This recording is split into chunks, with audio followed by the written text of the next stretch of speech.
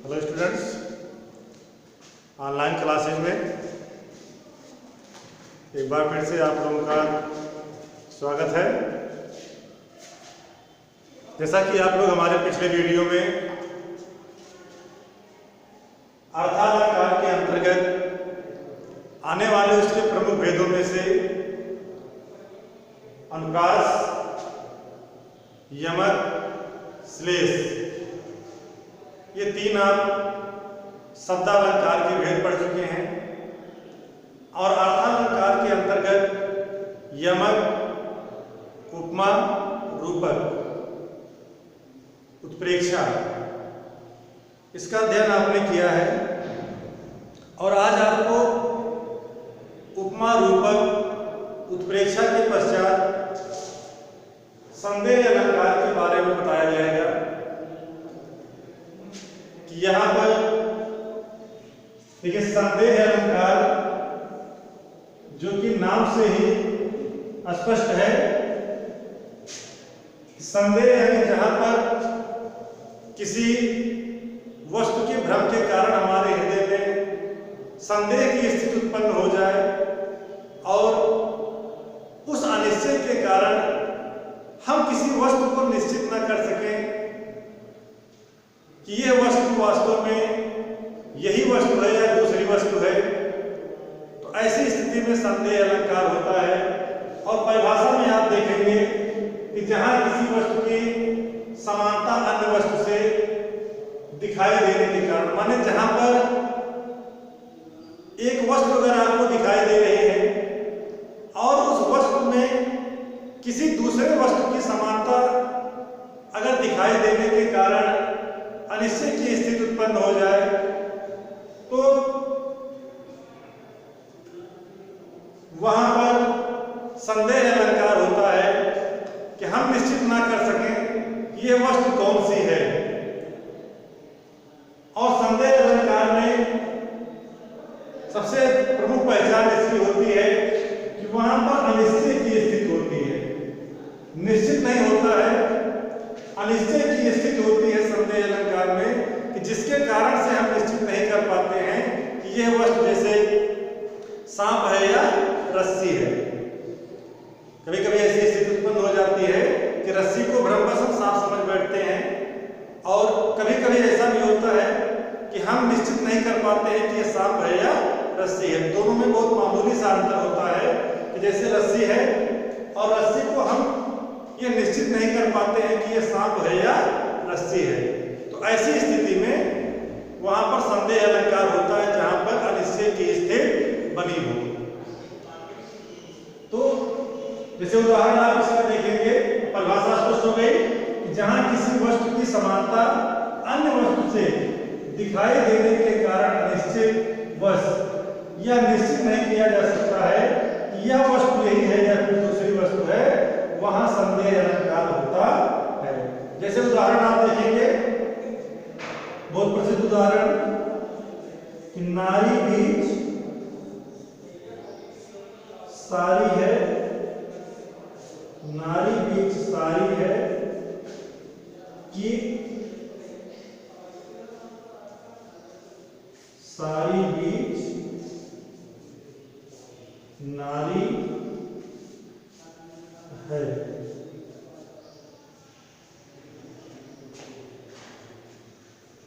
नारी की सारी है कि सारी ही की नारी है। अब यहां पर देखिए, अनिश्चय की स्थिति बनी हुई है कि नारी बीच सारी है कि सारी बीच नारी है, माने निश्चित नहीं हो पा रहा है। तो नारी ही की सारी है कि सारी ही की नारी है। यहां अनिश्चित की स्थिति उत्पन्न होने के कारण संदेह अलंकार होता है।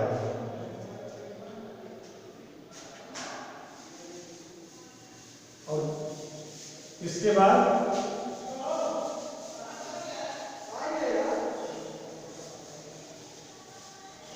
इसके बाद आपको दूसरा जो अलंकार पढ़ना है, ये भी बिल्कुल संदेह अलंकार की ही तरह है।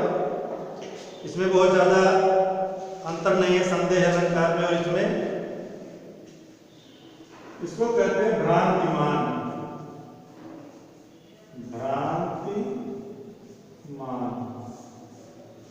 भ्रांतिमान अलंकार। देखिए, संदेह अलंकार और भ्रांतिमान अलंकार में थोड़ा सा केवल अंतर है। जैसे संदेह अलंकार में अनिश्चय की स्थिति, संदेह अलंकार में अनिश्चय होता है कि ये वस्तु यही है या दूसरी है, लेकिन भ्रांतिमान अलंकार में अनिश्चय की स्थिति नहीं होती है, बल्कि भ्रमवश किसी एक वस्तु को भ्रमवश दूसरी वस्तु ही मान लिया जाता है। जैसे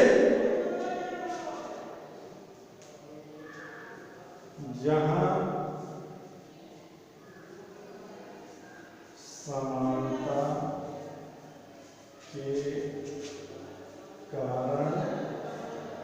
समानता के कारण एक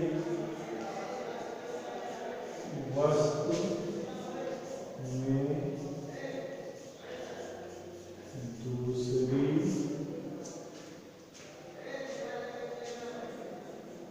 वस्तु का भ्रम होता है,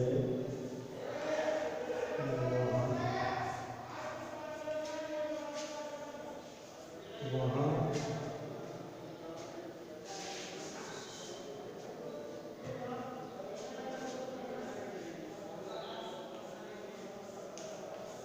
भ्रांतिमान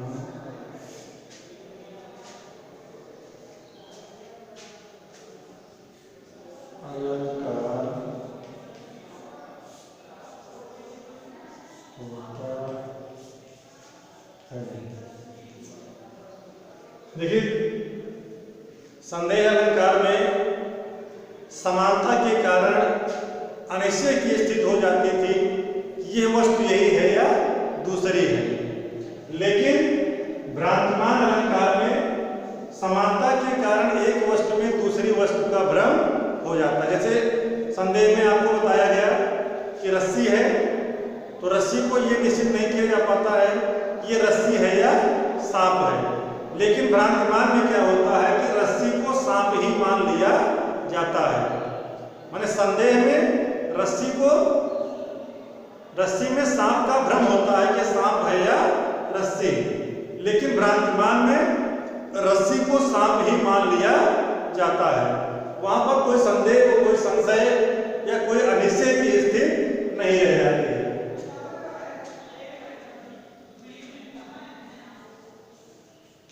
अब इसका उदाहरण अगर आप देखेंगे, उदाहरण भ्रांतिमान का उदाहरण अगर आप देखेंगे,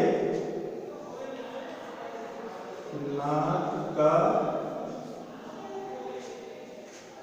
मोती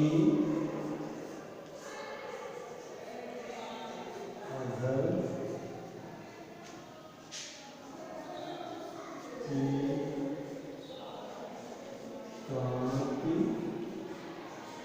से नाक का मोती अधर की कांति से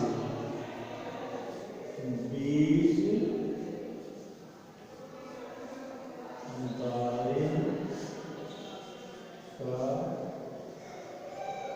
बीज दारे का समझकर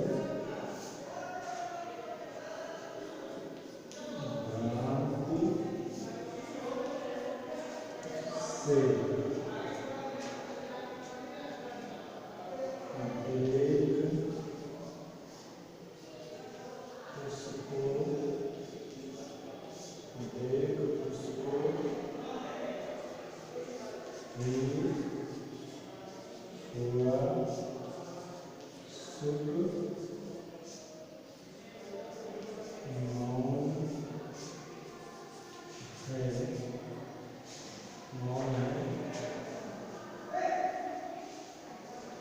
सोचता है, सोचता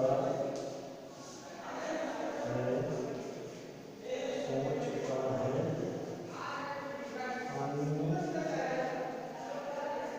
सुख यह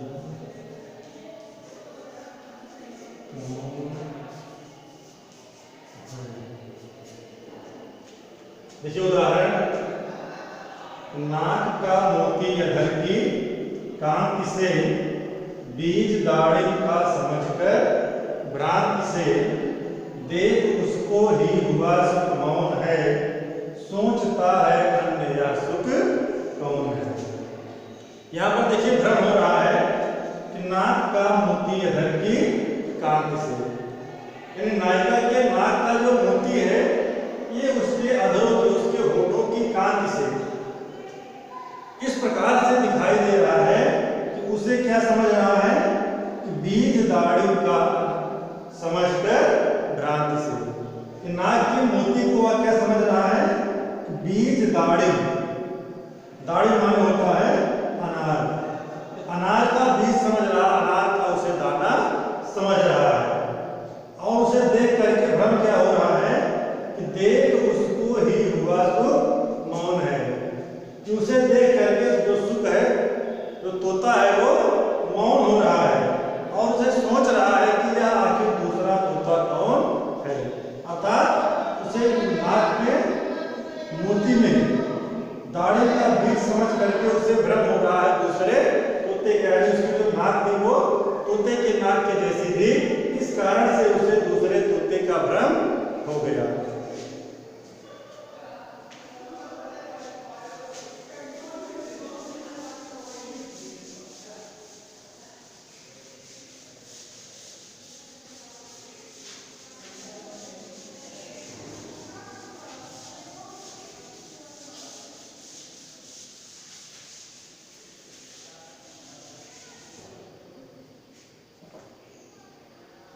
अब इसके बाद आप लोग अगला अलंकार देखेंगे,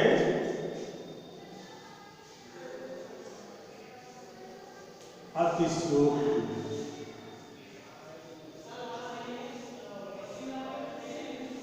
अतिशयोक्ति अलंकार, अतिशयोक्ति अलंकार, अतिशयोक्ति का इसको अगर आप विच्छेद करेंगे तो ये होगा अतिशय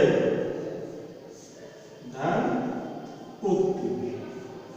अतिशय माने होता अत्यधिक और उक्ति माने कहना या कही हुई बात, यानी ऐसी बात जो कि अत्यधिक अधिकता से कही जाए, यानी बहुत अधिक बढ़ा चढ़ा करके जहां पर किसी बात को कहा जाए वहां पर अतिशयोक्ति अलंकार होता है।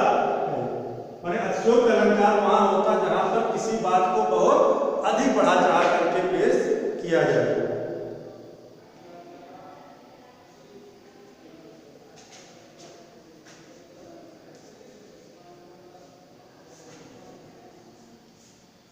जहां पर किसी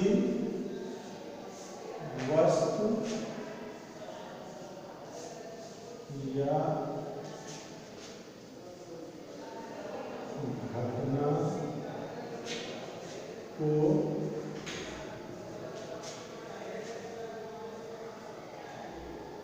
वास्तविक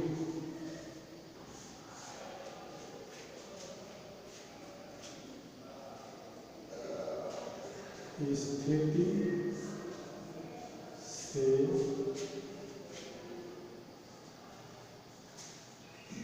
बहुत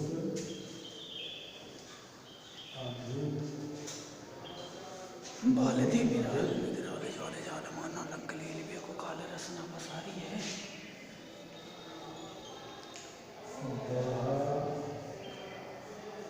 चढ़ाकर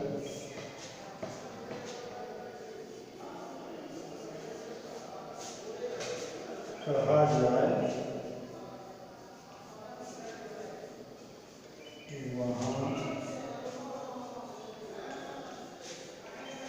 अतिशयोक्ति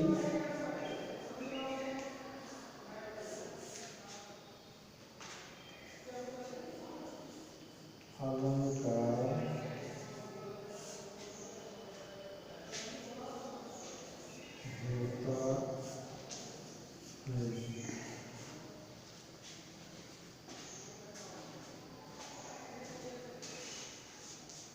होता है।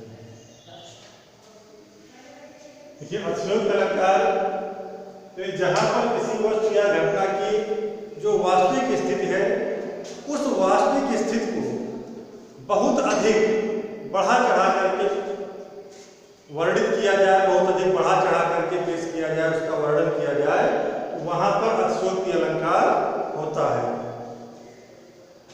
इसका उदाहरण आप देखेंगे। उदाहरण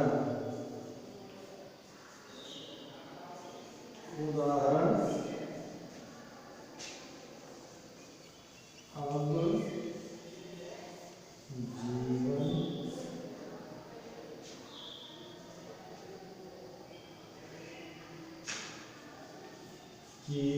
है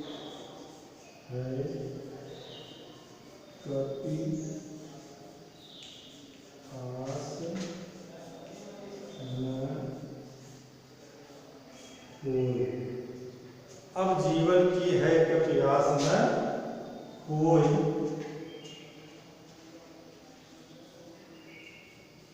कन गुड़िया की मुदरी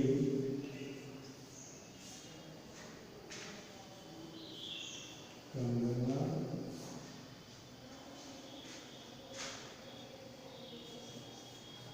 होई।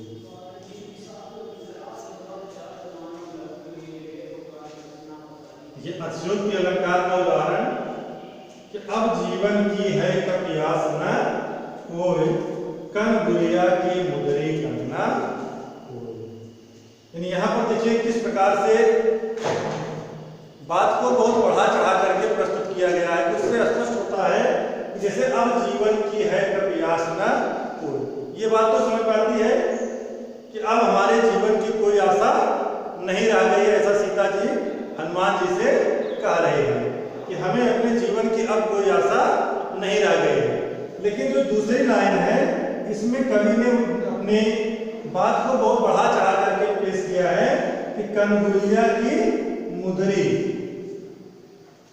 ये कभी नहीं हो सकता है कि कनगुड़िया की मुदरी जो है वो कंगना बन जाए, ये संभव नहीं है।